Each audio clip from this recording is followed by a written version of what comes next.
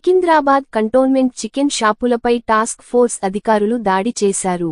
తెలుగు రాష్ట్రాలను bird flu వణికిస్తున్న నేపథ్యంలో సికింద్రాబాద్ కంటోన్మెంట్లోని రసూల్పురా, అన్నానగర్లోని పలు చికెన్ సెంటర్లపై శుక్రవారం ఆరోగ్య శాఖ, టాస్క్ ఫోర్స్ అధికారులు సంయుక్తంగా దాడులు నిర్వహించారు. తనిఖీల్లో పలు చికెన్ షాపుల్లో కుళ్ళిన చికెన్ భారీగా పట్టుబడింది.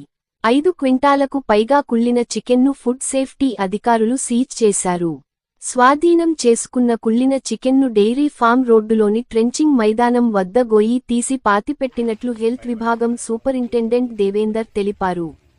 అన్నానగర్లోని ఓ చికెన్ దుకాణంపై ఫిర్యాదు అందగా, ఆహార భద్రత టాస్క్ ఫోర్స్ అధికారులతో కలిసి కంటోన్మెంట్ అధికారులు వెంటనే దాడులు జరిపారు. SSS chicken centre, Ravi chicken centre మొదలైన దుకాణాలపై దాడులు చేసి 5 క్వింటాలకు పైగా కుళ్ళిన చికెన్ను స్వాధీనం చేసుకున్నారు. నగరంలోని పలు వైన్ షాపులు, బార్లు, ఫాస్ట్ ఫుడ్ సెంటర్లకు తక్కువ ధరలకు అమ్ముతున్నట్లు గుర్తించారు. 3 నెలల పాటు కెమికల్స్ కలిపి కోల్డ్ స్టోరేజ్లో నిల్వ ఉంచుతున్నట్లు ఫుడ్ సేఫ్టీ అధికారులు చెప్పారు. చికెన్ పాడవకుండా ప్రమాదకరమైన ఫార్మలిన్ కలుపుతున్నట్లు నిర్ధారించారు.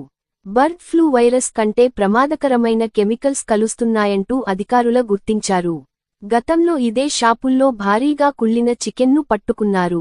చికెన్ షాపుల లైసెన్సు రద్దు చేసి వ్యాపారులపై కేసు నమోదు చేశారు.